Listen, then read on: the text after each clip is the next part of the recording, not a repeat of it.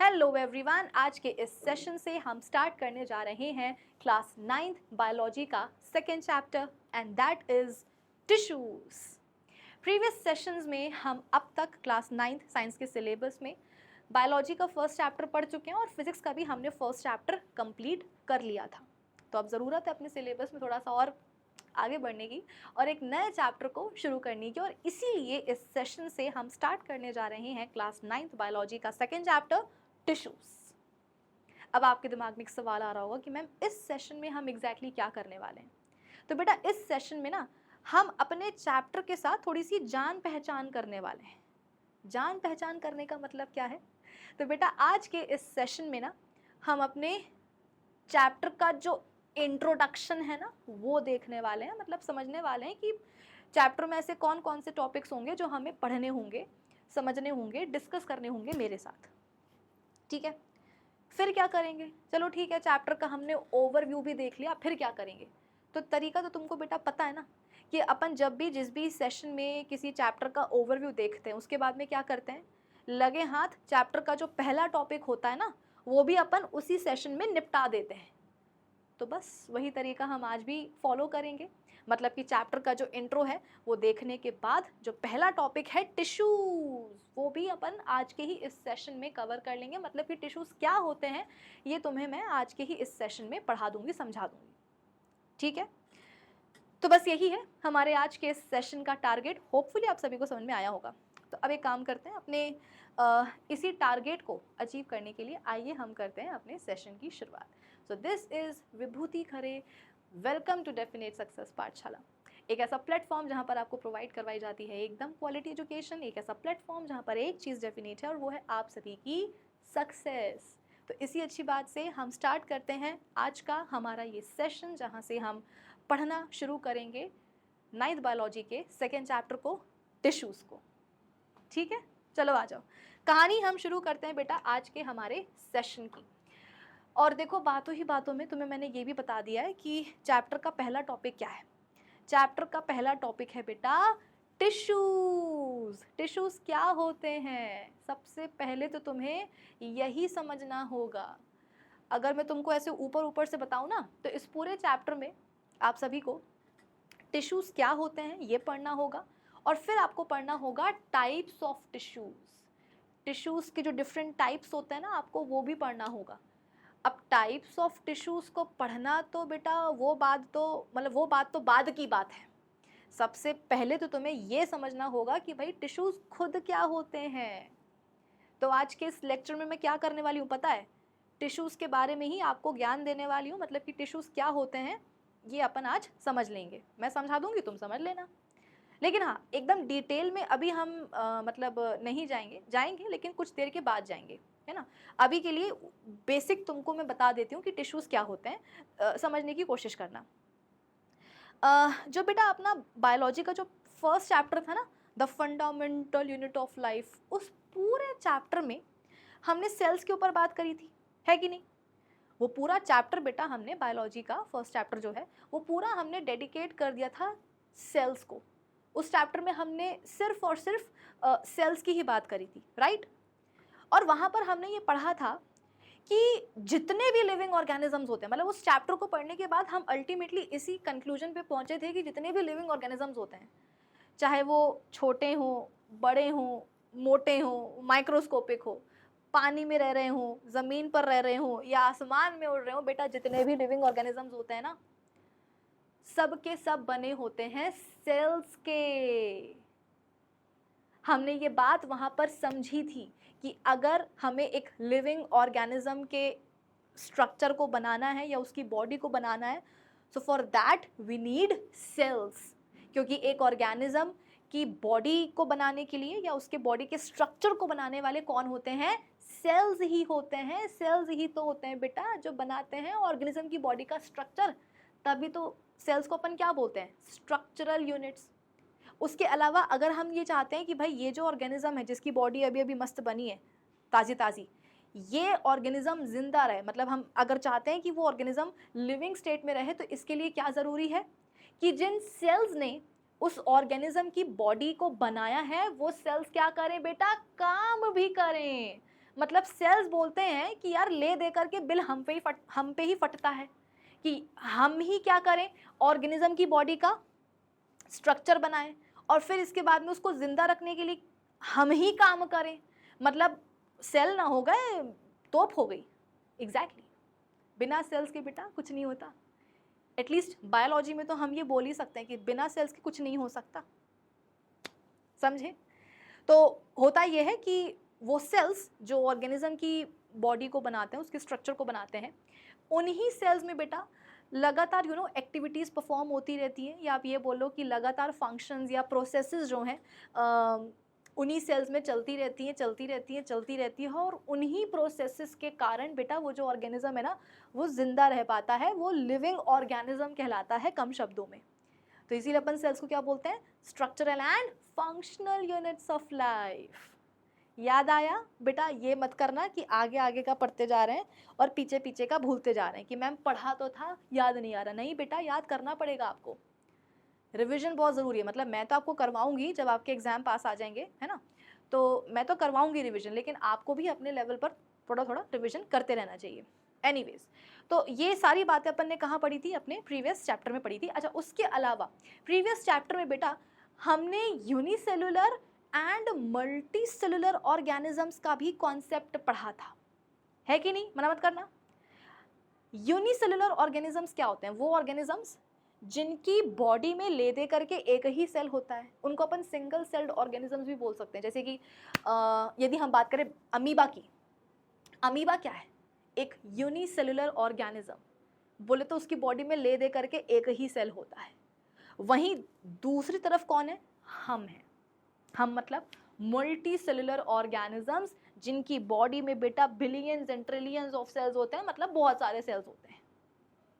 और लगातार बेटा ये जो हमारी बॉडी के सेल्स होते हैं ना, ये काम करते रहते हैं। मतलब ये नहीं है कि बस बना दी बॉडी तो बना दी, झिंगालाला हो गया, नहीं। हमारी बॉडी में बेटा जितने भी सेल्स होते हैं ना, लगातार काम करते रहते हैं, फंक्शंस परफॉर्म करते ही रहते हैं, प्रोसेसेस चलती ही रहती हैं, और उन्हीं प्रोसेसेस के कारण हम जैसे ऑर्गेनिजम्स जिंदा रह पाते हैं। तो याद करो, मैंने आपको लाइफ प्रोसेसेस का भी थोड़ा सा कॉन्सेप्ट समझाया था, क्योंकि जब आप 10th में जाओगे ना, आप बोलोगे कि मैम इतना मत पढ़ाओ डिटेल में, क्योंकि हमें तो डॉक्टर बनना नहीं है, हमें तो कौन सा नीट देना है, हमें तो 11th 12th में बायोलॉजी लेना ही नहीं है, तो आप इतना डिटेल में मत पढ़ाओ। बेटा पढ़ाने की मजबूरी है, क्योंकि माना कि तुम्हें नहीं लेना है 11th 12th में बायोलॉजी, लेकिन 10th में तो पढ़ना पड़ेगा ना। 10th में तो तुम्हारे पास कोई ऑप्शन होगा नहीं, तो वहां पर हमें लाइफ प्रोसेसेस बेटा एक अलग से, बायोलॉजी 10th बायोलॉजी का पहला चैप्टर है लाइफ प्रोसेसेस, और उस चैप्टर में तुम्हें सब कुछ पढ़ने के लिए मिल जाएगा। मतलब वो चैप्टर बहुत बड़ा चैप्टर है। कहने का मतलब ये है कि उस चैप्टर में आपको सारी जो लाइफ प्रोसेसेस होती हैं मेन वो सब पढ़ने को मिलेंगी। तो इसीलिए बेसिक जो कॉन्सेप्ट है ना, अभी से क्लियर करते चलो, 9th से ही क्लियर करते चलो, ताकि 10th में ज़्यादा दिक्कत ना आए आपको, ठीक है। तो मैं आपको क्या बता रही थी, हाँ, हमारी बॉडी के बेटा जितने भी सेल्स होते हैं ना, लगातार काम करते रहते हैं, सेलुलर एक्टिविटीज़ परफॉर्म होती रहती हैं, है ना, प्रोसेसेस चलती रहती हैं, और उन्हीं प्रोसेसेस के कारण बेटा हम जिंदा रह पाते हैं। तो सेल्स में होने वाली वो प्रोसेसेस जिनके कारण एक ऑर्गेनिज्म जिंदा रहता है, लिविंग स्टेट में रहता है बेटा, उन प्रोसेसेस को हम क्या बोलते हैं, उन प्रोसेसेस को हम बोलते हैं लाइफ प्रोसेसेस। जैसे कि न्यूट्रिशन, न्यूट्रिशन क्या है बेटा, एक लाइफ प्रोसेस ही तो है। मैं तुमसे बोलूं कि बेटा भानु तुम जो है ना 2 दिन के लिए खाना मत खाना, अब 2 दिन तुम बोलोगे कि मैम हम तो 2 घंटे बिना कुछ खाए नहीं रह सकते, हमें तो हर आधे घंटे में भूख लग जाती है, इतना खाते हैं कि फट जाएंगे किसी दिन बलून के समान। तो मैम हमें तो बहुत भूख लगती है, आधे घंटे हम भूखे नहीं रह सकते, और आप हमसे बोल रहे हो कि 2 दिन तक खाना नहीं खाना। एग्जैक्टली, मत खाओ खाना, क्या होगा? तो आप बोलोगे कि मैम ऐसे तो हम मर ही जाएंगे। एग्जैक्टली बेटा, अगर न्यूट्रिशन की प्रोसेस ना हो हमारी बॉडी में, मतलब न्यूट्रिशन की प्रोसेस क्या होती है, हम अपनी बॉडी के अंदर अपना खाना लेते हैं, उस खाने का डाइजेशन होता है, जो न्यूट्रिएंट्स बनते हैं वो बॉडी में अब्जॉर्ब होते हैं। न्यूट्रिएंट्स जब बॉडी में अब्जॉर्ब होंगे, फिर इसके बाद में वो न्यूट्रिएंट्स कहाँ पहुँचेंगे, बॉडी के सेल्स के पास पहुँचेंगे। सेल्स क्या करते हैं, उन न्यूट्रिएंट्स को इस्तेमाल करते, यूटिलाइज करते। जैसे कि तुमने रोटी खाई है, रोटी में क्या होता है, कार्बोहाइड्रेट्स होते हैं, ठीक है। जब तुमने रोटी खाई तो वो कार्ब्स कहाँ गए, तुम्हारे पेट में गए, तुम्हारी स्मॉल इंटेस्टाइन में गए, वहाँ जाकर के क्या हुआ, वो कार्ब्स टूटे, किस में टूटे, मतलब उनका ब्रेक डाउन हुआ, डाइजेशन हुआ, और क्या अल्टीमेटली क्या बना, ग्लूकोज बना। वो ग्लूकोज कहाँ जाएगा, तुम्हारे ब्लड में जाएगा, मतलब तुम्हारी छोटी आंत स्मॉल इंटेस्टाइन से निकल करके बेटा वो कहाँ जाएगा, ग्लूकोज वो जाएगा ब्लड में। ब्लड से कहाँ जाएगा, तुम्हारे डिफरेंट बॉडी सेल्स के पास जाएगा। बॉडी सेल्स क्या करेंगे, उस ग्लूकोज को यूटिलाइज करेंगे। आप बोलोगे कि मैम हमारे बॉडी के सेल्स क्या करेंगे ग्लूकोज का, अरे सेल्यूलर रेस्पिरेशन की प्रक्रिया भूल गए क्या, जो माइटोकॉन्ड्रिया में होती है, ये मैं पढ़ा चुकी हूँ बेटा, बस लिंक बिठाने की कोशिश कर रही हूँ ताकि तुम्हें याद आ जाए सब चीज़ें, ठीक है, और तुम रिलेट करते करते बेहतर तरीके से समझ पाओ। हाँ, तो अपन ने क्या पढ़ा था कि बॉडी के सेल्स के पास क्या जाता है, ग्लूकोज जाता है, और ग्लूकोज को हमारे बॉडी के सेल्स क्या करते हैं, इस्तेमाल करते हैं। कैसे इस्तेमाल करते हैं, एनर्जी डिराइव करने के लिए, और उस प्रक्रिया को अपन क्या बोलते हैं, सेल्यूलर रेस्पिरेशन बोलते हैं। तो जैसे ही ग्लूकोज गया सेल्स के पास, सेल्यूलर रेस्पिरेशन हुआ, क्या बन गई, एनर्जी बन गई। अब अगर मैं बोल रहा हूँ कि बेटा भानु तुम 2 दिन के लिए कुछ मत खाना, तुम 2 हफ्तों के लिए कुछ मत खाना, तो क्या होगा, भानु कुछ नहीं खाएगा, तो ग्लूकोज नहीं आएगा बॉडी में। तो बॉडी के सेल्स बोलेंगे कि अरे भैया अगर ग्लूकोज नहीं दोगे तो सेल्यूलर रेस्पिरेशन नहीं होगा, और अगर नहीं हुआ तो एनर्जी कहाँ से बनेगी, मतलब कि 2 दिन के बाद भानु बिल्कुल लेटा होगा कि मैम एनर्जी नहीं है, हम तो मर जाएंगे। एग्जैक्टली बेटा, लगातार अगर कोई इंसान जो है ना स्टार्व करे, मतलब भूखा रहे ना, कुछ खाए ना पिए, तो वो मरेगा अल्टीमेटली। और ना सिर्फ इंसान, कोई भी आप लिविंग ऑर्गेनिज्म उठा लो बेटा, अगर आप उसको कुछ खाने को नहीं दोगे ना तो वो अल्टीमेटली मर जाएगा, ठीक है। उसके अलावा रेस्पिरेशन बिना सांस लिए बेटा रह पाते हैं क्या।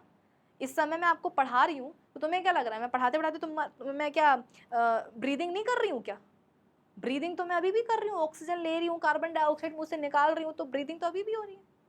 उसके अलावा एक्सक्रीशन, अच्छा बच्चे सोचते हैं कि मैम वो जो हम पॉटी निकाल के आते हैं ना सुबह, दैट इज एक्सक्रीशन। नो, जो अपन स्टूल पास करते हैं बेटा दैट इज इजेशन। एक्सक्रीशन एक अलग चीज़ है। एक्सक्रीशन की प्रक्रिया कहाँ होती है, हमारी किडनीज में होती है, और उससे होता क्या है, यूरिन का फॉर्मेशन। मतलब बेसिकली एक्सक्रीशन प्रोसेस में आप ये समझ लो कि कौन इन्वॉल्व होता है, तो हमारी दोनों किडनीज में होते हैं स्पेशल टाइप के सेल्स जिनको अपन बोलते हैं नेफ्रॉन्स, और वो नेफ्रॉन्स क्या करते हैं, वो बनाते हैं यूरिन। फिर वो यूरिन बेटा कहाँ आती है, किडनी से निकल करके यूरिनरी ब्लैडर में पूरी वो स्टोर होती है, और जब ब्लैडर पूरा भर जाता है ना यूरिन से, फिर हम क्या करते हैं, उसको बाहर निकाल देते हैं। तो जो अपन यूरिन पास आउट करते हैं ना बेटा, दैट इज एक्सक्रीशन। तो जितनी भी बेटा प्रोसेसेस अभी मैं आपको गिनवा रही हूँ, ये ऑर्गेनिज्म के सर्वाइवल के लिए बहुत ज़रूरी है। अगर ये नहीं होंगी ना प्रोसेसेस, तो इनके बिना ऑर्गेनिज्म जिंदा नहीं रह पाएगा।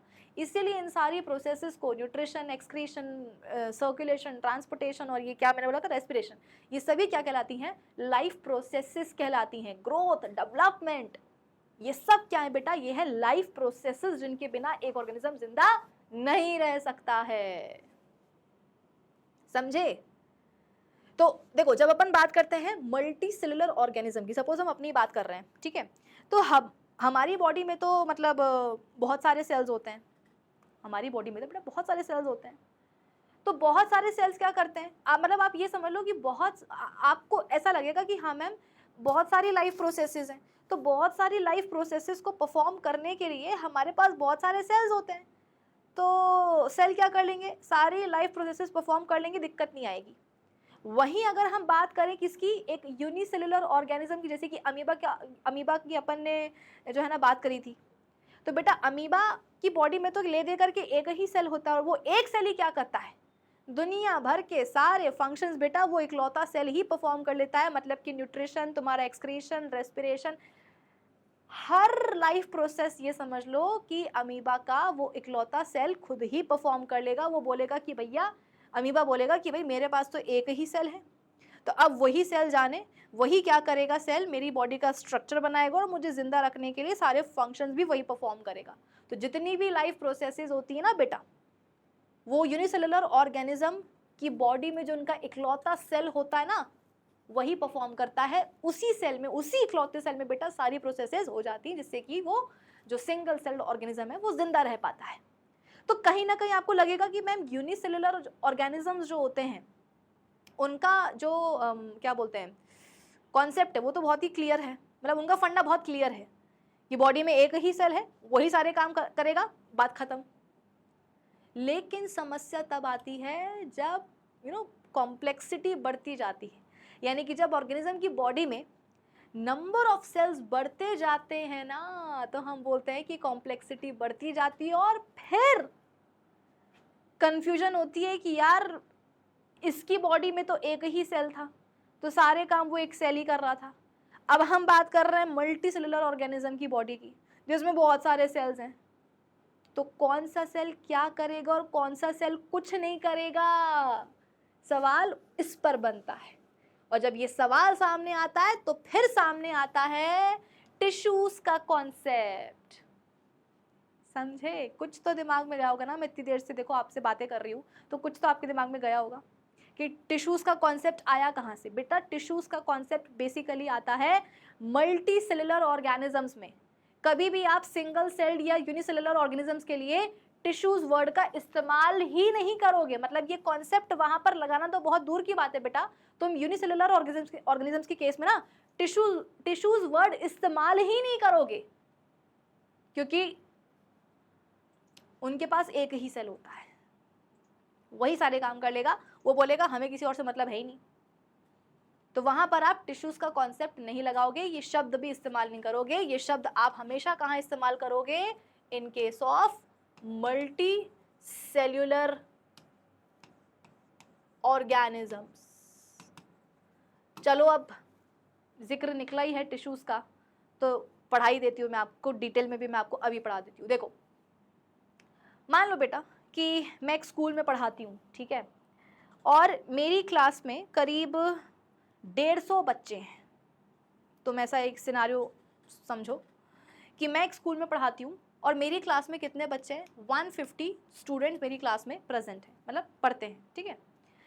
अब हुआ क्या कि स्कूल में एक फंक्शन होना था, तो जो प्रिंसिपल थी उन्होंने मुझसे कहा कि भाई स्कूल में ये फंक्शन होना है, और मतलब वो एनुअल फंक्शन टाइप का कुछ फंक्शन होना है, तो उसमें बहुत सारी एक्टिविटीज़ आपको करवानी होंगी। ऑब्वियसली मैं खुद तो नहीं करूँगी, आपको करवानी होंगी, जैसे कि डांस होना चाहिए, है ना, ग्रुप डांस होना चाहिए, गाना भी गाना होना चाहिए, और जो ऑडिटोरियम है आपको वो भी डेकोरेट करना है, और ड्रामा भी होना चाहिए, मतलब प्ले वगैरह जो होते हैं ना वो भी होना चाहिए, स्किट भी होना चाहिए, और कुछ डिबेट कंपटीशन टाइप का भी कुछ होना चाहिए। मतलब ये सारी जो एक्टिविटीज़ हैं वो आपको करनी होंगी उस फंक्शन के लिए जो स्कूल में होने वाला है, और उसकी जिम्मेदारी बेसिकली प्रिंसिपल मैम ने मुझे दे दी। तो जाहिर सी बात है बेटा, इतने सारे जो एक्टिविटीज़ होनी है उस फंक्शन में, वो अकेले मैं तो नहीं परफॉर्म करूँगी कि मैंने ऐसे डांस भी कर लिया, मैंने गाना भी गा लिया, ठीक है, मैंने जो है डिबेट भी कर लिया, मैंने ही अकेले में ही क्या करा है, डिबेट कर लिया है, मैंने अकेले जो है ना दीवार भी सजा दी, तो वो ऑब्वियसली मैं सारे काम तो कर नहीं पाऊँगी। तो फिर मैं क्या करूँगी? मैं हेल्प लूँगी। किसकी?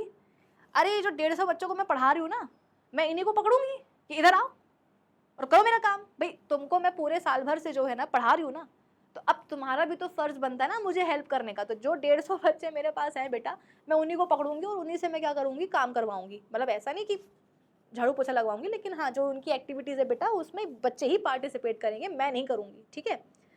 तो अब हुआ क्या कि मैंने बच्चों से पूछा कि देखो भैया जो फंक्शन होने वाला ना उसमें ये सारे एक्टिविटीज़ होंगी, डांस होगा, गाना भी होगा, और स्किट भी होगा, ड्रामा भी होगा, प्ले भी होगा, ठीक है, अच्छा पेंटिंग कंपटीशन भी होगा, और जो है जो ऑडिटोरियम है अपन को वो भी जरा सजाना पड़ेगा, तो चार्ट्स वगैरह बनाने होंगे उसके लिए, ठीक है। तो ये सब चीज़ें हैं, बताओ कि किस बच्चे को क्या काम करना है। तो अब ये जो 150 बच्चे हैं बेटा, इनमें से एक बच्चा उठा, वो बोलता है कि मैम मैं तो मल्टी टैलेंटेड हूँ, मैं गाना भी गा लूँगा, मैं डांस भी कर लूँगा, मैं जो है सजा भी दूँगा, और जो है ना मैं डिबेट भी कर लूँगा, मैं सब कुछ कर लूँगा। अब उसको देखा देखी उसके 2 फ्रेंड्स और उड़ गए। वो बोलते हैं कि यार ये कर सकता है तो हम नहीं कर सकते क्या मैम, हम भी सारे काम करेंगे। हुआ ये बेटा कि देखते देखते जो मेरी क्लास में 150 बच्चे थे ना, सारे के सारे 150 बच्चों ने आवाज़ अपनी बुलंद कर दी कि मैम जितनी भी एक्टिविटीज़ उस फंक्शन में होने वाली है ना, हम सारी एक्टिविटीज़ में हम सब बच्चे परफॉर्म करेंगे, सब बच्चे पार्टिसिपेट करेंगे। मतलब बच्चा डांस भी कर लेगा, गाना भी गा लेगा, ये भी कर लेगा, वो भी कर लेगा।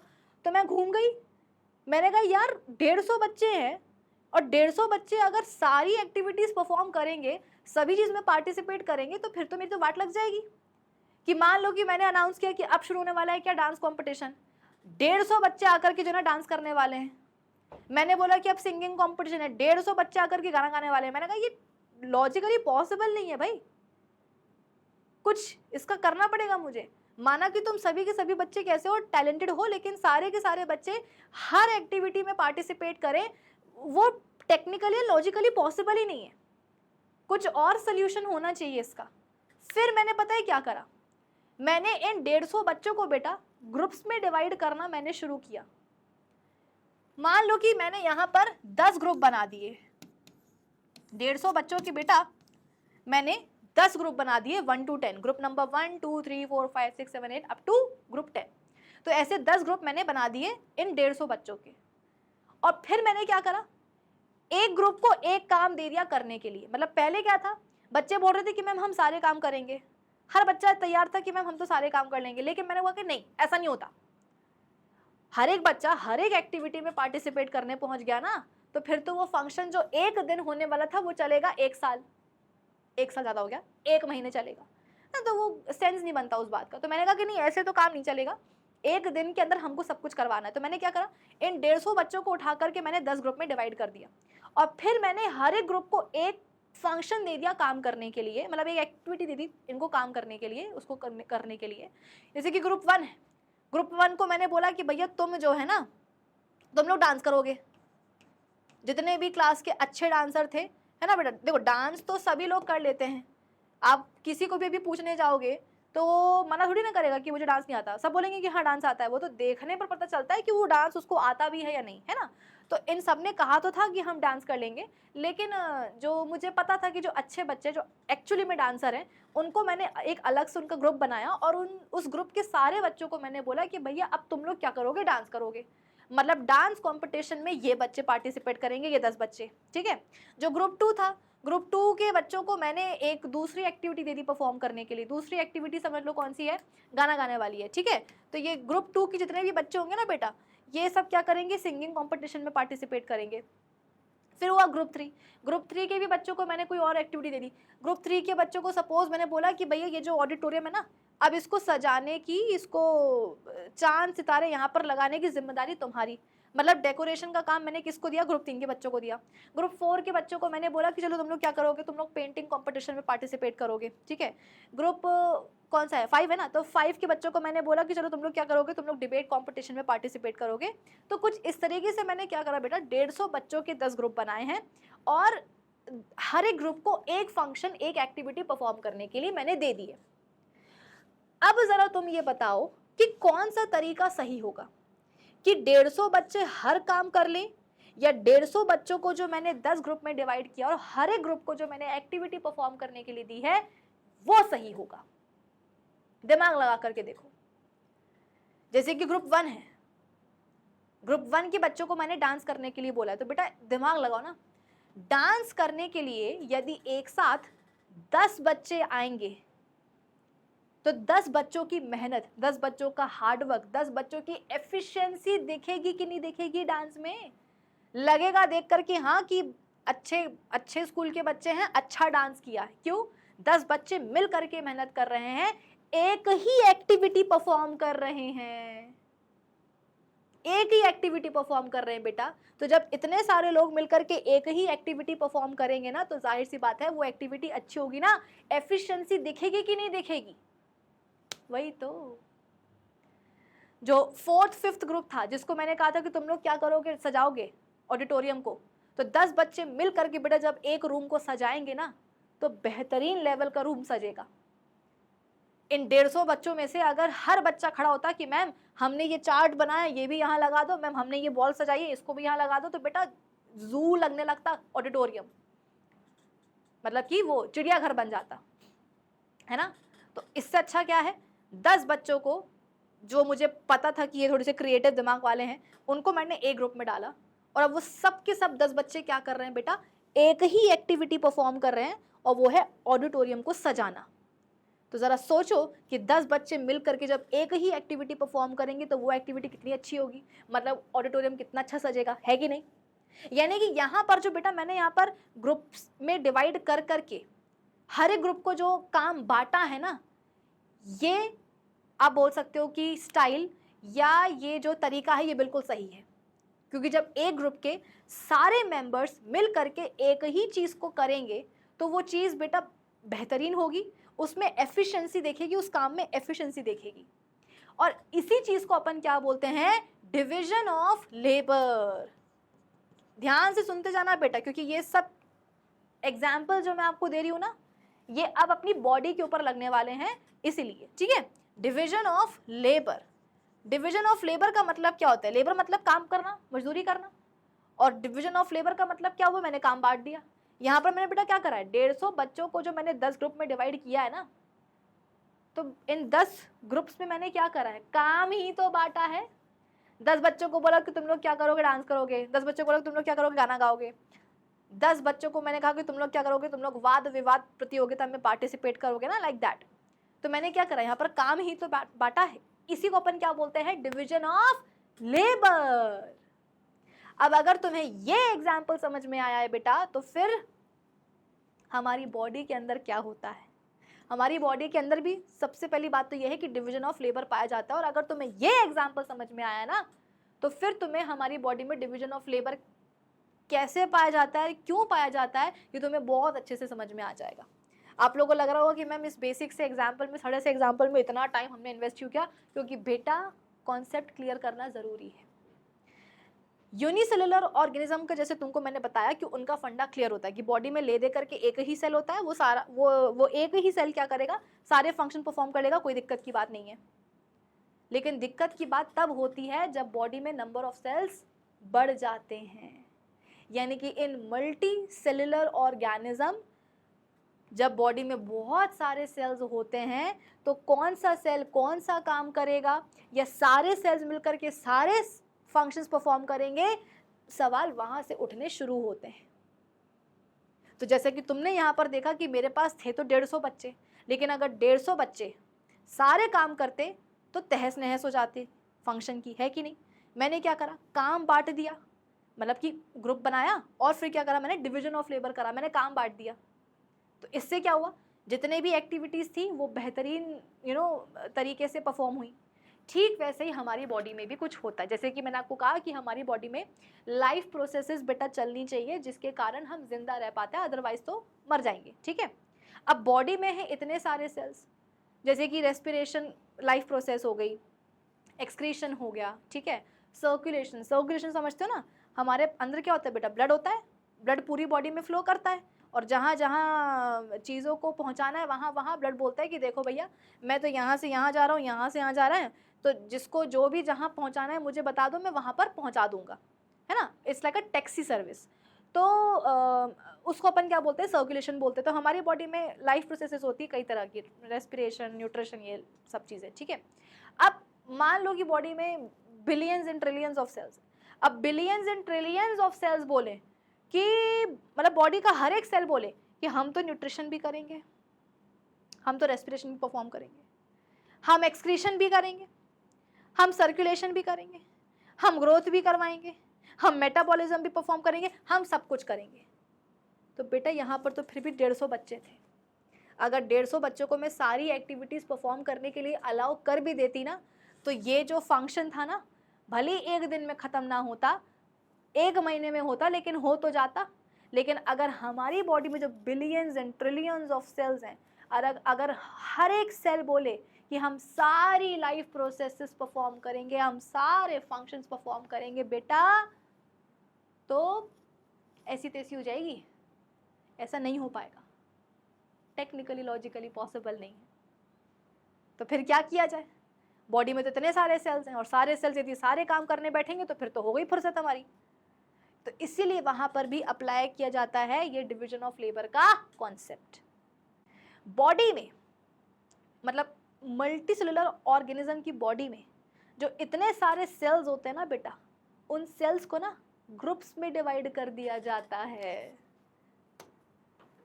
जैसे कि मान लो कि एक मल्टी सेलुलर ऑर्गेनिज्म है और इसकी बॉडी में बहुत सारे सेल्स हैं। अब बहुत सारे सेल्स बेटा मैं बहुत सारे तो नहीं बना पाऊंगी, वरना तो उसमें टाइम लग जाएगा, पर तुम लोग समझने की कोशिश करो। ठीक है, एक मल्टी सेलुलर ऑर्गेनिज्म है, उसकी बॉडी में बहुत सारे सेल्स हैं। अब ये बहुत सारे सेल्स बोलेंगे कि हम तो सारे काम करेंगे तो बेटा तहस नहस हो जाएगी। तो अपन क्या करते हैं, अब इन सेल्स का ग्रुप बनाते हैं, अब इन सेल्स का हम ग्रुप बनाते हैं। जैसे कि देखो, ये कुछ सेल्स का मैंने एक ग्रुप बना दिया, यहाँ पर मैंने इन सेल्स का ग्रुप बना दिया, यहाँ पर इन सेल्स का ग्रुप बना दिया, यहाँ पर इन सेल्स का ग्रुप बना दिया, यहाँ पर इनका ग्रुप बना दिया, यहाँ पर इनका ग्रुप बना दिया। तो यहाँ पर तुमने देखा कि मैंने क्या करा, सेल्स के ग्रुप बना दिए। और अब मैं क्या करूँगी, सेल्स के यहाँ पर जो मैंने ग्रुप्स बनाया ना, हर एक ग्रुप को मैं एक एक्टिविटी दे दूंगी, एक फंक्शन दे दूंगी परफॉर्म करने के लिए। जैसे कि जो ये वाला ग्रुप है, इस ग्रुप के सेल्स को मैंने काम दिया है, क्या काम दिया है, रेस्पिरेशन करने का। तो ये सेल्स क्या करेंगे, मिल करके एक ही फंक्शन परफॉर्म करेंगे, रेस्पिरेशन का। भाई सारे सेल्स रेस्पिरेशन करें, उससे बेहतर क्या है कि billions and trillions of cells नहीं, बल्कि कुछ सेल्स क्या करें, मिल करके एक ही फंक्शन परफॉर्म करें, एंड दैट इज रेस्पिरेशन। जैसे ये वाले सेल्स हैं, इनको मैंने बोला कि भाई, मतलब इस ग्रुप की जो सेल्स है ना, इनको मैंने बोला कि तुम लोग एक काम करो, तुम लोग करो डाइजेशन की प्रोसेस की, जो भी खाना आता है बॉडी में उसको तोड़ो उठा करके, ठीक है। तो इतने सारे सेल्स बेटा मिल करके यदि एक ही फंक्शन परफॉर्म करेंगे तो एफिशिएंसी नहीं दिखेगी क्या, बिल्कुल दिखेगी।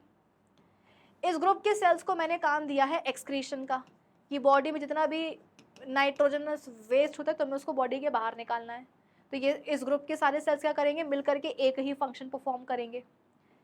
जो ये वाला ग्रुप है सेल्स का, इसको मैंने दूसरा काम दे दिया। क्या काम दे दिया, मैंने इनको काम दिया है इम्पल्स ट्रांसमिशन का।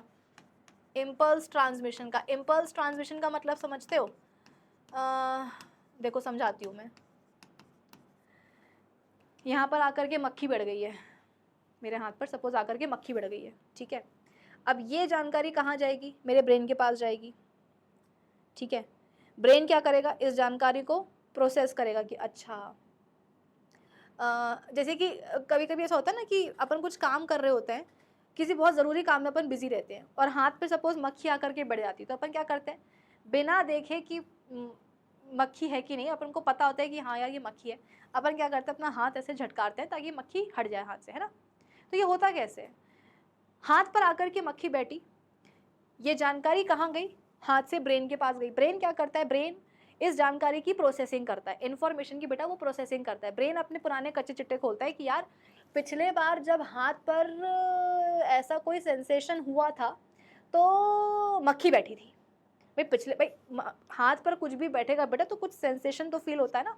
तो ब्रेन वही याद करता है कि यार पिछले बार जब ऐसा सेंसेशन हुआ था ना हाथ में तो मक्खी आकर के बैठी थी, आज भी वैसे ही सेंसेशन हो रहा है, तो हो सकता है कि हाथ में क्या बैठी हो, मक्खी बैठी हुई हो। अब मक्खी बैठी हुई बेटा तो यहाँ पर उसको हम कैंडल लाइट डिनर तो नहीं करवाएंगे, है ना। तो ब्रेन क्या करेगा, ब्रेन अपना ऑर्डर निकालेगा कि मक्खी को हटाओ। मक्खी को कैसे हटाओ, हाथ झटकाओ, हाथ शेक करो ताकि मक्खी उड़ जाए। तो मक्खी हाथ पर बैठी थी, ये जानकारी गई ब्रेन के पास, ब्रेन ने अपना ऑर्डर निकाला और वो ऑर्डर कहाँ गया, हाथ के पास। और हाथ की मसल्स क्या हुई बेटा, हाथ की मसल्स, क्योंकि ब्रेन ने ऑर्डर दिया है ना कि हाथ को शेक करना है, झटकारना है, तो हाथ को बेटा झटकारने के लिए मसल्स और हाथ की जो मसल्स है, जो हड्डियाँ, उनकी ज़रूरत पड़ेगी ना। तो हाथ की मसल्स और हड्डियों के पास ब्रेन का ये ऑर्डर पहुंचा कि भाई हाथ को झटकारो ताकि मक्खी उड़े। तो अपन क्या करते हैं, काम करते जाते हैं और अपने हाथ को अपन ऐसे झटका देते हैं ताकि मक्खी निकल जाए, है ना। तो ये बेटा कैसे हुआ, इम्पल्स ट्रांसमिशन से हुआ। ये जो मक्खी के बैठने की जो जानकारी ब्रेन तक गई है ना, वो कैसे जाती है, इम्पल्स के फॉर्म में जाती है। तो इम्पल्स गई हाथ से कहाँ, ब्रेन तक, फिर ब्रेन का ऑर्डर कहाँ आया, दोबारा हाथ की मसल्स के पास। तो वो भी इम्पल्स का ट्रांसमिशन कैसे हुआ है, with the help of cells, है ना। मतलब ये इम्पल्स का ट्रांसमिशन तुम लोग समझ गए कि ब्रेन के पास जानकारी जा रही है, ब्रेन अपना ऑर्डर आप बोल सकते हो कि टारगेट मसल्स तक जो है ना पहुंचा रहा है, ठीक है। तो ये जो जानकारी आ जा रही है बेटा वो कैसे आती है, इम्पल्स के थ्रू। और इम्पल्स को ट्रांसमिट करने के लिए कौन हेल्प करता है, तो हमारी बॉडी के बेटा कुछ स्पेशल टाइप के सेल्स होते हैं। हमारी बॉडी में कुछ स्पेशल टाइप के सेल्स होते हैं जिनको अपन बोलते हैं न्यूरॉन्स। आगे इस चैप्टर में अपन पढ़ेंगे, ठीक है। तो जब अपन न्यूरॉन्स पढ़ेंगे ना तब आपको चीज़ें बेहतर तरीके से समझ में आएंगी। अभी बस इतना समझ लो कि न्यूरॉन्स होते हैं वही क्या करते हैं, इम्पल्स को लेके जाते हैं ब्रेन तक, और ब्रेन का जो ऑर्डर है उसको लेकर के आते हैं रिस्पेक्टिव या टारगेट मसल्स तक, ताकि ब्रेन के ऑर्डर को फॉलो किया जा सके, मसल्स कॉन्ट्रैक्ट हो, रिलैक्स हो, तो हाथों का जो मूवमेंट है वो पॉसिबल हो। आई बात समझ में? तो इम्पल्स ट्रांसमिशन का मैंने किसको जिम्मा दिया है? इस ग्रुप के सेल्स को दिया है। बाकी और भी बहुत सारे ग्रुप बनेंगे बेटा सेल्स के, और हर एक ग्रुप के को जो है मैंने एक फंक्शन, डेफिनेट फंक्शन परफॉर्म करने के लिए दे दूंगी। तो आप खुद सोचो ना, जब एक ग्रुप के इतने सारे सेल्स मिल करके एक ही फंक्शन परफॉर्म करेंगे तो वो फंक्शन 100% एफिशिएंसी के साथ होगा, है कि नहीं? तो यहाँ पर भी हमें क्या देखने को मिला? Division of labour. Division of labour बेटा यहाँ पर हमें देखने को मिला कि हमने क्या करा, सेल्स को ग्रुप्स में डिवाइड कर दिया और फिर हर एक ग्रुप को हमने एक एक्टिविटी या एक फंक्शन परफॉर्म करने के लिए हमने दे दिया, काम बांट दिया, तो जाहिर सी बात है काम क्या होगा? अच्छा होगा। अब सुनो, यहाँ पर बेटा जो डिफरेंट सेल्स का ग्रुप बन गया है, जैसे कि ये ग्रुप दिख रहा है आपको सेल्स का, इस ग्रुप ऑफ सेल्स को ही हम क्या बोलते हैं? टिश्यूज बोलते हैं। इतनी देर से ये सारी बातें मैं क्यों कर रही हूँ? सिर्फ इसलिए ताकि तुम्हें ये वर्ड टिश्यूज का मतलब मैं समझा पाऊँ कि टिश्यूज क्या होते हैं। सेल्स के झुंड को, ग्रुप्स को या क्लस्टर्स को हम क्या बोलते हैं? टिश्यूज बोलते हैं। बॉडी में बहुत सारे सेल्स हैं, सारे सेल्स को हमने ग्रुप्स में डिवाइड कर दिया, तो हर एक ग्रुप को अपन क्या बोलेंगे? सेल के टिश्यू। और इतने सारे जो आपको ग्रुप्स दिख रहे हैं सेल्स के, उनको अपन क्या बोलेंगे? टिश्यूज बोलेंगे। तो सेल्स का जो गुच्छा होता है ना बेटा, जो क्लस्टर होता है, जो ग्रुप होता है, उसी को अपन बोलते हैं टिश्यू। और जब बहुत सारे ग्रुप्स आ जाएं सेल्स के, तो उनको अपन क्या बोलेंगे? टिश्यूज बोलेंगे। ठीक है? तो बेसिकली यहाँ पर क्या होता है? टिश्यूज बनते हैं बेटा, और हर एक टिश्यू को जो है अपन एक काम करने के लिए दे देते हैं ताकि वो काम 100% एफिशिएंसी के साथ हो। ठीक है? चल, फिर अब क्योंकि देखो टिश्यूज हैं क्या, ये मैंने आपको बता दिया कि सेल्स के ही क्लस्टर्स को या ग्रुप्स को अपन क्या बोलते हैं? टिश्यूज बोलते हैं। ठीक है? अब अगर हम बात करेंगे बेटा प्लांट की, तो प्लांट बॉडी भी तो इतने सारे सेल्स की बनी होती है, और हर एक सेल हर एक काम करेगा तो दिक्कत हो जाएगी। इसका मतलब क्या कि प्लांट बॉडी में भी जो प्लांट सेल्स होते हैं ना, उनके अपन ग्रुप्स बनाते हैं। तो प्लांट सेल्स के ग्रुप्स को अपन क्या बोलेंगे? Plant tissues. तो प्लांट टिश्यूज भी होते हैं, मतलब प्लांट की बॉडी में बेटा देखो, जिस भी आपके पास चाहे जो भी मल्टी सेलुलर ऑर्गेनिज्म क्यों ना हो, चाहे वो प्लांट हो चाहे वो एनिमल हो, मुद्दा यह है कि अगर उस ऑर्गेनिज्म की बॉडी में बहुत सारे सेल्स होंगे तो बहुत सारे सेल्स के बेटा गुच्छे बनेंगे, ग्रुप्स बनेंगे, टिश्यूज बनेंगे ही बनेंगे। तो प्लांट की बॉडी में जो टिश्यूज पाए जाते हैं उनको अपन बोलते हैं प्लांट टिश्यूज। दो तरह के होते हैं, एक होते हैं मेरिस्टेमेटिक और एक होते हैं permanent tissues. Meristematic tissues basically आप बोल सकते हो कि ग्रोथ के लिए रिस्पॉन्सिबल होते हैं। ठीक है? आपने देखा होगा ना कि जब आप नर्सरी से पौधा लेकर के आए थे तो वो इतना सा था, 1 महीने बाद आपने देखा कि पौधा इतना बड़ा हो गया, 2 महीने बाद देखा तो पौधा और लंबा हो गया, है ना? तो ये प्लांट की क्या होती है बेटा? ग्रोथ होती है। तो ग्रोथ के लिए जाहिर सी बात है सेल्स चाहिए होते हैं, है ना?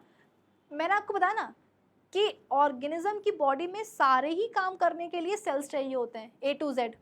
तो अगर प्लांट बॉडी की ग्रोथ हो रही है बेटा, तो ग्रोथ के लिए भी क्या चाहिए? सेल्स चाहिए। तो जो मेरिस्टेमेटिक टिश्यूज होते हैं ना, कि जो सेल्स होते हैं वो ग्रोथ ही करवाते हैं। उसके अलावा परमानेंट टिश्यूज बेटा बहुत तरह के काम करते हैं, स्टोरेज का भी काम करते हैं। उसके अलावा प्लांट बॉडी में बेटा खाना और पानी का जो ट्रांसपोर्टेशन है, बचपन में आप पढ़ते आए होंगे कि रूट्स क्या करती हैं? प्लांट्स की मिट्टी से पानी अब्जॉर्ब कर लेती हैं। ठीक है? यानी कि रूट्स के पास तो पानी होता है, लेकिन जो प्लांट बॉडी में जो ऊपर हाइट पर जो लीव्स लगी होती हैं बेटा, है ना, उनको भी तो पानी चाहिए होता है ना। ये तो नहीं कि बस रूट्स के पास आ गया पानी और बस हो गया, नहीं। प्लांट बॉडी में इतने सारे सेल्स होते हैं, ऊपर टॉप पर जो लीफ होती है, लीफ में भी तो सेल्स होते हैं ना, तो लीफ के सेल्स को भी तो पानी चाहिए, of course for the process of photosynthesis. यानी कि रूट्स ने जो पानी और जो मिनरल आयंस अब्सॉर्ब करे हैं मिट्टी से, वो पानी और मिनरल आयंस बेटा प्लांट बॉडी में ऊपर तक पहुंचना चाहिए। तो सबसे टॉप पर भी जो लीफ बैठी होगी ना, उस लीफ के सेल्स को भी क्या मिलना चाहिए? पानी और मिनरल आयंस मिलने चाहिए। तो रूट्स से लीव्स तक पानी और मिनरल आयंस कैसे पहुंचते हैं? With the help of tissues. जैसे कि तुम्हारे घर में ओवरहेड टैंक होता है, तुम्हारे घर के एकदम टॉप पर एक टंकी रखी होती है, टंकी का जो पानी है वो तुम अपने जैसे ही घर में लगे हुए नल को खोलोगे, टैप ऑन करोगे, पानी आ जाएगा। कैसे आएगा? तो टंकी और तुम्हारे नल के बीच में कनेक्शन होता है कि नहीं होता? अरे पाइपलाइंस बिछी होती है कि नहीं बिछी होती तुम्हारे पूरे घर में? उन पाइपलाइंस के थ्रू ही क्या होता है, ओवरहेड टैंक से तुम्हारे घर में पानी आता है, राइट। प्लांट बॉडी में भी ऐसे ही होता है कि पाइपलाइंस बिछी होती हैं जिनकी मदद से जो रूट्स ने जो पानी और जो मिनरल लाइंस अब्सॉर्ब करे हैं वो ऊपर जाते हैं और लीफ के हर एक सेल तक पहुंचते हैं। प्लस लीव्स बेटा जो उनके सेल्स होते हैं वहाँ पर क्या होती है, फोटोसिंथेसिस होती है। फोटोसिंथेसिस से क्या होता है, प्लांट का खाना बनता है। अब वो जो प्लांट का खाना बना है बेटा वो तो प्लांट बॉडी के और भी जो सेल्स हैं उनको भी तो चाहिए, जैसे कि जो रूट सेल्स हैं वो बोलेंगे कि यार हम तो थक गए पानी को अब्जॉर्ब करते करते, हमको भी क्या चाहिए, खाना चाहिए। तो पत्तियों में जो खाना बना है बेटा वो रूट्स तक कैसे पहुंचेगा, ऐसे फेंक के देंगे क्या, नहीं। तो फूड के ट्रांसपोर्टेशन के लिए भी पाइपलाइन बिछी होती है। जो कौन बनाते हैं, प्लांट टिश्यूज बनाते हैं। स्पेसिफिक टाइप के प्लांट टिश्यूज क्या करते हैं, कंडक्टिंग चैनल बनाते हैं बच्चों। लिटरली ये मत समझ लेना कि पाइपलाइंस मैम ने कहा तो वाकई में क्या होगा, प्लांट के अंदर पाइपलाइन होती है। पाइपलाइन से मतलब मेरा ये है बेटा कि प्लांट बॉडी के अंदर होते हैं कंडक्टिंग चैनल्स जिनके थ्रू पानी और खाने का ट्रांसपोर्टेशन होता है। लीव्स में जो खाना बना है वो डिफरेंट पार्ट्स तक आएगा, रूट्स ने जो पानी अब्जॉर्ब करा है वो डिफरेंट प्लांट के पार्ट्स तक पहुंचेगा। तो कंडक्टिंग चैनल्स होते हैं प्लांट बॉडी में जो कौन बनाते हैं, ये परमानेंट टिश्यूज ही बनाते हैं, ठीक है। और भी काम होते हैं इनके, अपन देख लेंगे। फिर इसके बाद में बेटा अब क्योंकि प्लांट के पास टिश्यूज है तो जाहिर सी बात है एनिमल हमारे पास भी तो टिश्यूज होंगे ना। हम भी तो क्या है, मल्टी सेलुलर ऑर्गेनिज्म है ना, हमारे बॉडी में बहुत सारे सेल्स होते हैं। तो जहाँ आपको सेल्स का नंबर ज़्यादा मिला समझ लेना वहाँ पर सेल्स के गुच्छे बनेंगे, मतलब कि टिश्यूज़ बनेंगे। तो 4 तरह के बेटा एनिमल टिश्यूज़ होते हैं, epithelial, muscle, connective and nervous tissue. Nervous tissue बेटा वही जिसमें कि होते हैं न्यूरॉन्स जो क्या करते हैं, इम्पल्स का कंडक्शन या ट्रांसमिशन करवाते हैं, ठीक है। उसके अलावा कनेक्टिव टिश्यू, हमारी जो हड्डियाँ होती है ना बेटा, ये हड्डियाँ ये टिश्यू हैं।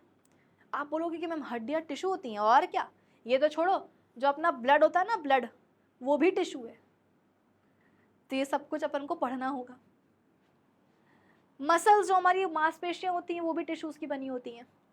एपिथेलियल टिश्यू जो हमारी स्किन है ना बेटा, ये भी टिश्यू की बनी हुई है, एपिथेलियल टिश्यू की। तो जो कुछ भी है इट्स ऑल टिश्यू, ठीक है। तो ये 4 तरह के एनिमल टिश्यूज अपन पढ़ेंगे। तो बेसिक मैंने टिश्यूज क्या होते हैं वो आपको बता दिया, क्या क्या पढ़ना है चैप्टर में वो मैंने आपको बता दिया। अब जरा अपन टिश्यूज के ऊपर थोड़ी सी बात और कर लेते हैं बेटा, ठीक है। थोड़ा सा कॉन्सेप्ट और बचा टिश्यूज का, इसके बाद में क्लास खत्म। All living organisms are made up of cells, सबको पता है। दे आर ईदर यूनिसेलुलर जैसे कि बैक्टीरिया, ईस्ट, प्रोटोजोआंस, और मल्टीसेलुलर जैसे कि कुत्ता, बिल्ली, है ना, ये सब। ईच यूनिसेलुलर ऑर्गेनिज्म जैसे कि amoeba is made up of single cell which acts as a site of all the life activities such as intake of food, intake of oxygen, excretion, reproduction, etc. एक ही cell क्या करेगा, सारे काम कर लेगा। That means all the activities of the organisms are performed by single cell. ठीक है, बिल्कुल सही है। Next, a multicellular organism on the other hand is composed of millions of different types of cells. हमारे पास वो बहुत सारे सेल्स होते हैं ना। These cells cluster together in order to perform specific functions of the body. इतने सारे cell सारे काम करेंगे, गड़बड़ हो जाएगी, इसलिए हम क्या करते हैं, जो बॉडी के जो सेल्स होते हैं ना वो अपने अपने ग्रुप बना लेते हैं, और उन्हीं ग्रुप और क्लस्टर्स को अपन क्या बोलते हैं, टिश्यूज बोलते हैं। Since the group of cells is required to carry out a particular function, the cells perform the function very efficiently. कि एक ग्रुप में जितने भी सेल्स हैं, अब क्योंकि वो सारे के सारे सेल्स मिल करके एक ही काम करेंगे तो जाहिर सी बात है एफिशिएंसी उसमें बहुत ज़्यादा होगी। For example in human beings muscle cells cluster together to perform contraction and relaxation to cause movements, comma nerve cells coordinate to carry messages, जैसे कि वो न्यूरॉन्स जो होते हैं हमारी बॉडी में एक साथ काम करते हैं ताकि मैसेजेस जो है ना वो मतलब उनका कंडक्शन हो पाए। हमारे जो मसल के जो डिफरेंट सेल्स होते हैं, मतलब जो मसल्स है बेटा वो खुद किसकी बनी है, टिश्यूज़ की बनी है। टिश्यूज़ किसके बने हैं, सेल्स के बने, है ना। तो सारे के सारे जो मसल सेल्स होते हैं वो मिल करके क्या करते हैं, काम करते हैं ताकि कॉन्ट्रैक्शन हो, रिलैक्सेशन हो और मूवमेंट्स परफॉर्म हो पाए। Thus, a kind of division of labor exists in the cells of multicellular organisms to perform specific functions. हमारे अंदर क्या पाया जाता है, डिविजन ऑफ लेबर पाया जाता है। डिविजन ऑफ लेबर रिफर्स, ये होता क्या है, to the distribution of different function among different parts of the organism's body, कि ऑर्गेनिज्म की ही बॉडी में जो उसके डिफरेंट पार्ट्स है ना, उन पार्ट्स में क्या कर दें हम, कामों को डिवाइड कर दें। तो इसको अपन क्या बोलते हैं, division of labor to which get specialized for particular function. Next, the multicellular organism usually develop from a single cell. ये तो बेटा सबको पता है कि आज एक मल्टी सेलुलर ऑर्गेनिज्म के लिए हम बोलते हैं कि उसकी बॉडी में बहुत सारे सेल्स हैं, लेकिन सच्चाई ये है कि हर ऑर्गेनिज्म की बेटा जिंदगी की जो शुरुआत है ना वो एक सेल से हुई है. एक सेल वो क्या कहलाता है? जाइगोट. याद करो, मेल एंड फीमेल गैमीट मिलते हैं, फ्यूजन होता है, फर्टिलाइजेशन होता है, बनता है जाइगोट. तो शुरुआत तो सिंगल सेल से ही होती है हर लिविंग ऑर्गेनिज्म की जीवन की. ठीक है, तो फिर इसी जाइगोट में क्या होता है बेटा? नंबर ऑफ डिविजन्स होते हैं. जैसे कि अभी एक जाइगोट, आपको एक सेल दिख रहा होगा, इसमें डिवीजन होगा, 2 सेल बनेंगे, और डिवीजन होगा, और सेल बनेंगे. देखो डिवीजन होता जा रहा है, नए नए नए नए नए नए सेल्स बनते जा रहे हैं, नए नए सेल्स बनते जाएंगे, है ना. फिर इन सेल्स के ग्रुप बनेंगे जिनको अपन बोलेंगे टिश्यूज. टिश्यूज मिलकर के बनाते हैं ऑर्गन, और ऑर्गन्स मिलकर के बनाते हैं ऑर्गन सिस्टम, और तब जाकर के बनती है हमारी बॉडी. ठीक है. The single initial cell divides by the process of cell division. Cell division होगा तो डिवाइड करेंगे. The cell division continues. The cell division continues and a large number of cells are formed. These cells undergo cellular differentiation. अब ये word तुम्हें मुझे समझाना है, बाकी तो अपन सारी बातें कर ही चुके हैं. आप बोलो कि मैम ये डिफरेंशिएशन का मतलब क्या होता है? देखो यहाँ तक तो समझ में आया कि हर लिविंग ऑर्गेनिज्म के जीवन की शुरुआत सिंगल सेल से हुई, जिसको अपन क्या बोलते हैं? जाइगोट बनते हैं. जाइगोट में क्या होता है? फिर नंबर ऑफ डिविजन्स होते हैं, और भी नए नए नए सेल्स बनते जाते हैं, वो समझ में आ गया. लेकिन ये डिफरेंशिएशन का मतलब क्या है? देखो डिफरेंशिएशन का लिटरल मीनिंग होता है डिफरेंट हो जाना, है ना. इसका लिटरल मीनिंग होता है कि डिफरेंट हो जाना. अब जैसे कि जैसे मुझे बनना है क्या? डॉक्टर. ठीक है, और मेरी फ्रेंड को बनना है इंजीनियर. तो जाहिर सी बात है पढ़ाई तो हम दोनों करेंगे, लेकिन अब क्योंकि हमें अलग अलग फील्ड पकड़नी है, मेरी फ्रेंड को करनी है सिविल इंजीनियरिंग या उसको बनना है आर्किटेक्ट, है ना, तो वो अलग पढ़ाई करेगी. मुझे बनना है डॉक्टर, तो जाहिर सी बात है मैं अलग पढ़ाई करूँगी. ठीक है, अगर मुझे डॉक्टर बनना होगा तो मुझे 11th-12th में बायोलॉजी लेकर के, नीट क्लियर करके, है ना, MBBS करके, PG करके, MD DM सब करके जो ना मुझे डॉक्टर बनना पड़ेगा. और मेरी फ्रेंड को यदि आर्किटेक्ट बनना है तो वो उसको उसकी अलग फील्ड पकड़नी पड़ेगी. मतलब मेरा कहने का मतलब ये कि बेटा जब तक मेरे पास स्पेशलाइजेशन नहीं आ जाएगा, जब तक मेरे पास स्पेशलाइजेशन नहीं आ जाएगा, तब तक मैं अपनी नौकरी नहीं कर सकती. जैसे कि अगर मैं आपको बोलूं कि तुम अभी 9th में हो, 10th में जाओगे तो बायोलॉजी और पढ़ लोगे, है ना, तो 10th के बाद जो है डॉक्टर बन जाना, तो क्या बन पाओगे? क्या 10th में तुमने बायोलॉजी पढ़ ली, अब बन जाओ डॉक्टर, जाके बैठो हॉस्पिटल में, करो मरीजों का इलाज. तो आप बोलोगे कि नहीं मैम, डिग्री नहीं है हमारे पास डॉक्टर की, तो हम काम कैसे करेंगे? एग्जैक्टली, स्पेशलाइजेशन नहीं है ना आपके पास. ऐसा नहीं है कि आपने 10वीं तक बायोलॉजी नहीं पढ़ी. मैं तो कहती हूँ कि तुम 11वीं और 12वीं की भी बायोलॉजी पढ़ लो, लेकिन जब तक तुम्हारे पास वो स्पेशलाइजेशन नहीं आएगा, जब तक तुम्हारे पास वो डिग्री नहीं आएगी बेटा, तुम डॉक्टर का काम नहीं कर पाओगे. जब तक कि तुम्हारे पास वो आर्किटेक्ट वाली डिग्री नहीं आएगी, तब तक तुम बिल्डिंग नहीं बना सकते, तब तक तुम डिजाइन नहीं बना सकते बिल्डिंग की, है ना. तो स्पेशलाइजेशन जरूरी है. ये अब मुझे बनना है डॉक्टर तो मुझे 11th-12th में बायोलॉजी लेना ही पड़ेगा. अगर मेरी फ्रेंड को बनना है आर्किटेक्ट तो उसको 11th-12th में मैथ्स लेना ही पड़ेगा. मतलब ये जो स्पेशलाइजेशन है ना बेटा, ये जरूरी है. जैसे कि मैंने यहाँ पर तुमको जो एग्जाम्पल दिया था कि 150 बच्चों को मैंने 10-10 के मतलब 10 ग्रुप में जो है डिवाइड कर दिया. ग्रुप नंबर 1 को मैंने डांस करने का काम दिया है. क्यों? क्योंकि ग्रुप 1 में मैंने जानबूझ के ऐसे बच्चों को डाला था जो सच में अच्छा डांस करते थे. तो क्योंकि उनके पास ये स्पेशलाइजेशन थी कि वो इन सबसे ज्यादा अच्छा डांस करते थे, इसीलिए मैंने उनको काम दिया डांस करने का. ग्रुप 2 के बच्चों को मैंने बोला कि तुम गाना गाओ. क्यों? ऐसे ही बोल दिया क्या? नहीं. ग्रुप 2 में मैंने जानबूझ के ऐसे बच्चे डाले थे जो वाकई में अच्छा गाते थे. गाता तो हर कोई है, बाथरूम सिंगर तो हर कोई होता है, लेकिन अच्छा गाना और बुरा गाने में फर्क होता है ना. तो जानबूझ के मैंने इस ग्रुप में ऐसे बच्चे डाले थे जो वाकई में सिंगिंग में उनकी स्पेशलाइजेशन हो, कि म्यूजिक सीख रहे हो, उनको आता हो, तो मैंने क्या करा, इनको उठा करके सिंगिंग का काम दिया। ठीक वैसे ही जब हमारी बॉडी में हम बोलते हैं कि इतने सारे सेल्स होते हैं, और वो सेल्स का अपन क्या करते हैं, ग्रुप बना देते हैं, और फिर हर एक ग्रुप को हम एक काम करने के लिए दे देते हैं ताकि वो काम एफिशिएंसी के साथ परफॉर्म हो। तो बेटा ये जो अपन ग्रुपिंग करते हैं ना, जैसे कि सेल्स का जो ये वाला ग्रुप था, ये वाला ग्रुप मतलब ये जो टिश्यू था ना, ये वाला टिश्यू, तो इस टिश्यू के जो सेल्स थे ये मिल करके क्या कर रहे थे, एक्सक्रीशन की प्रोसेस परफॉर्म कर रहे थे। तो इसका मतलब क्या, for the process of excretion इस टिश्यू के या इस ग्रुप के जो सेल्स होंगे ना बेटा, वो स्पेशलाइज्ड होंगे, वो बाकी सेल से क्या होंगे बेटा, डिफरेंट होंगे, स्पेशलाइज्ड होंगे ना, अलग होंगे बाकी सेल से। इसीलिए तो मैंने उनको क्या करा है, स्पेशली एक्सक्रीशन का काम दिया है। देखो जैसे हमारी बॉडी में बहुत सारे सेल्स होते हैं, लेकिन तुम्हें क्या लगता है सारे ही सेल्स का शेप, उनका स्ट्रक्चर, उनका फंक्शन एक होता है क्या? नहीं। अगर आप मसल सेल को देखोगे तो मसल सेल आपको कुछ ऐसी नजर आएगी माइक्रोस्कोप के अंदर, और अगर आप किडनी के एक सेल को देखोगे तो वो आपको कुछ ऐसी नजर आएगी।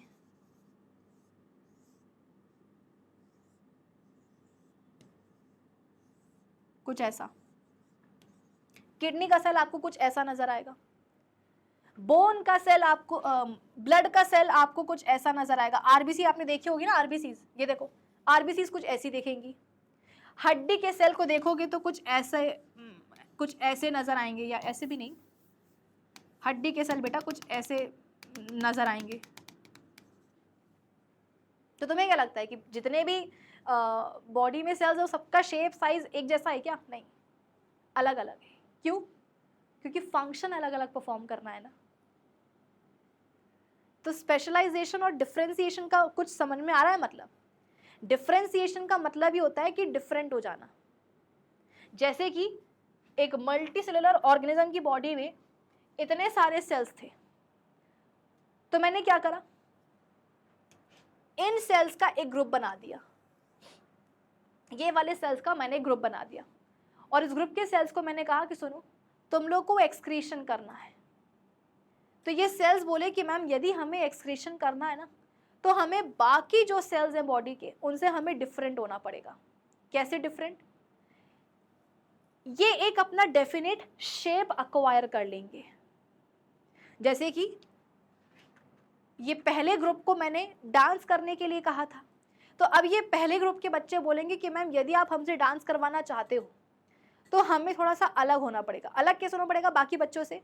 मैम हमको कुछ अलग कॉस्ट्यूम चाहिए होगी, ऐसे यूनिफॉर्म में तो डांस नहीं करेंगे ना, हमें एक अलग कॉस्ट्यूम चाहिए होगी, हमारा अलग से कुछ मेकअप होगा, मैम हमारी अलग से रिहर्सल चलेगी। तो ये जो 10 बच्चे हैं इस ग्रुप के जिनको डांस करना होगा ना, ये 10 बच्चे बाकी बच्चों से क्या हो जाएंगे, अलग हो जाएंगे, है ना। ठीक वैसे ही जब मैं सेल्स के ये वाले ग्रुप को बोलूँगी कि भैया तुम्हें क्या करना है, एक्सक्रीशन करना है, तो ये बोलेंगे कि मैम हम एक्सक्रीशन तभी कर पाएंगे जब हम एक्सक्रीशन प्रोसेस को परफॉर्म करने में स्पेशलाइज्ड हो जाएंगे, जब हमारे पास पीएचडी की डिग्री आ जाएगी ना, तभी हम क्या कर पाएंगे, एक्सक्रीशन कर पाएंगे। मैंने कहा ठीक है तुम हो जाओ स्पेशलाइज्ड। कैसे होंगे? तो ये बोलेंगे कि मैम हमारा जो है डिफरेंशिएशन होगा।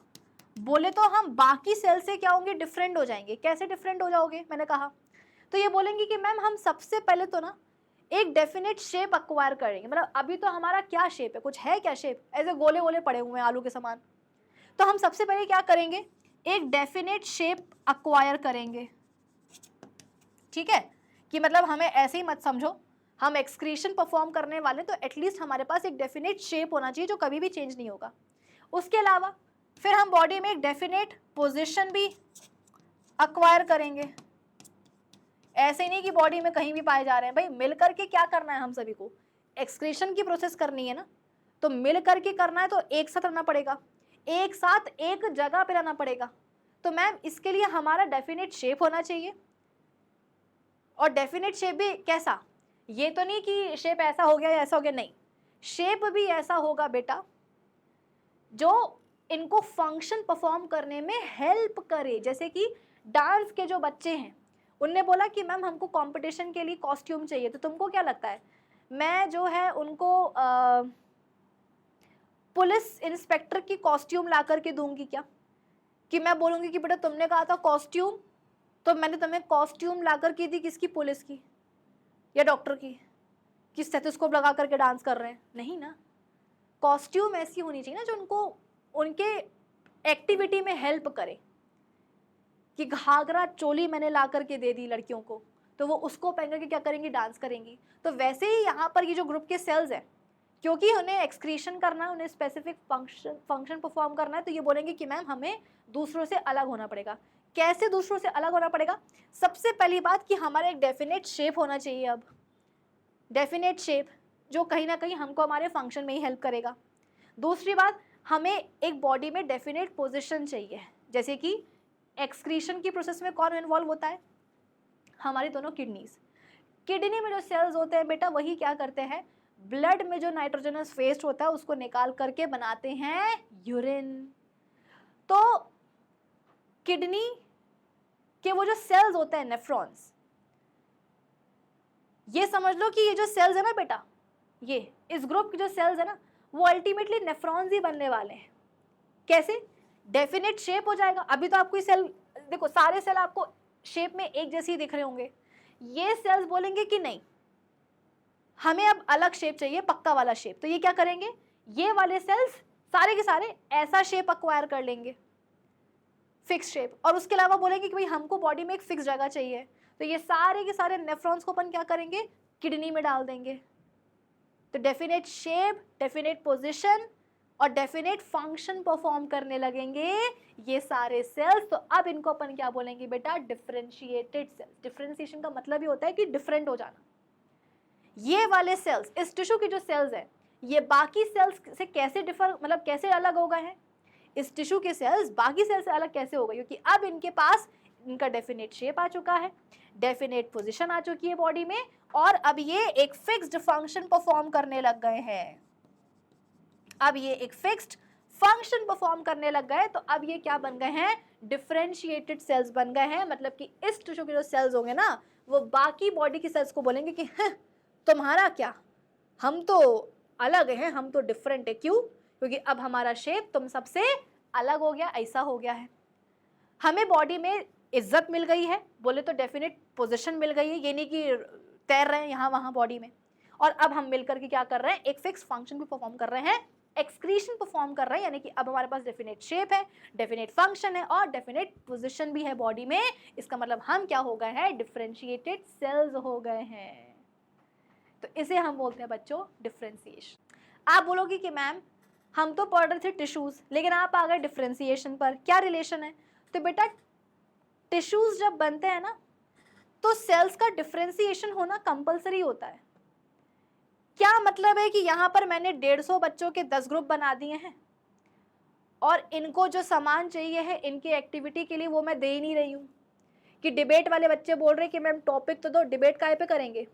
डांस वाले बच्चे बोल रहे हैं कि मैम गाना तो दो, कॉस्ट्यूम तो दो, डांस कैसे करेंगे।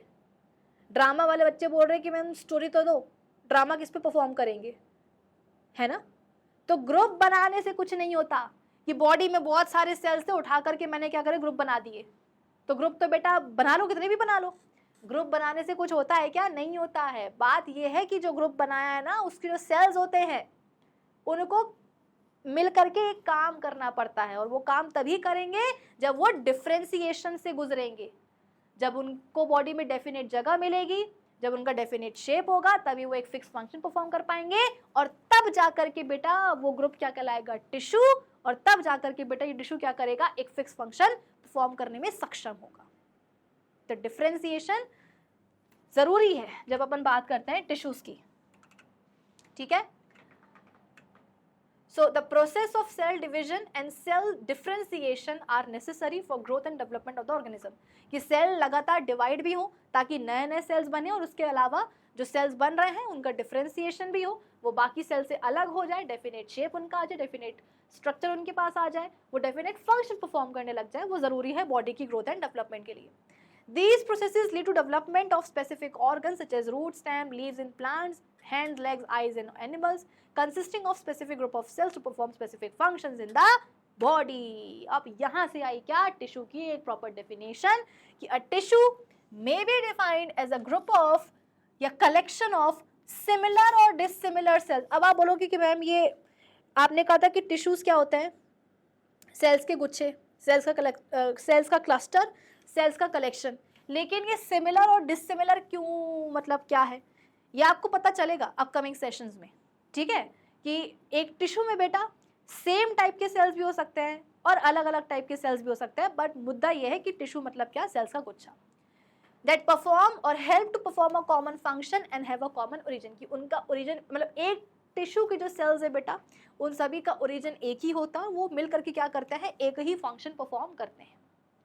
तो ये बन गई क्या टिश्यू की प्रॉपर डेफिनेशन, ठीक। दैट्स ऑल, आज के इस सेशन के लिए बस इतना ही। आज अपन ने टिश्यूज चैप्टर को स्टार्ट कर दिया है, जो पहला टॉपिक था टिश्यूज वो भी मैंने आपको समझाने की कोशिश कर दी है।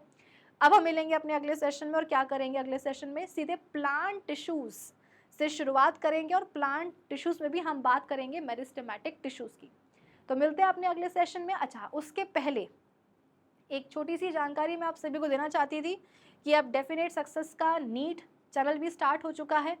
तो वो बच्चे जो नीट क्लियर करना चाहते हैं, जिनका सपना डॉक्टर बनने का, वो डेफिनेटली इस न्यू चैनल से हमारे जुड़े, जहाँ पर आपको एक्सपर्ट फैकल्टीज़ की गाइडेंस मिलेगी नीट प्रिपरेशंस के लिए, ठीक है। उसके अलावा अगर आपको ये वीडियो अच्छा लगा हो तो इसको लाइक करिएगा, शेयर करिएगा अपने फ्रेंड्स एंड फैमिली में, और लगे हाँ चैनल को भी सब्सक्राइब करके ही जाना। तो मिलते हैं अपने अगले सेशन में, तब तक के लिए keep learning with Definite success Pathshala. Bye bye, have a great day.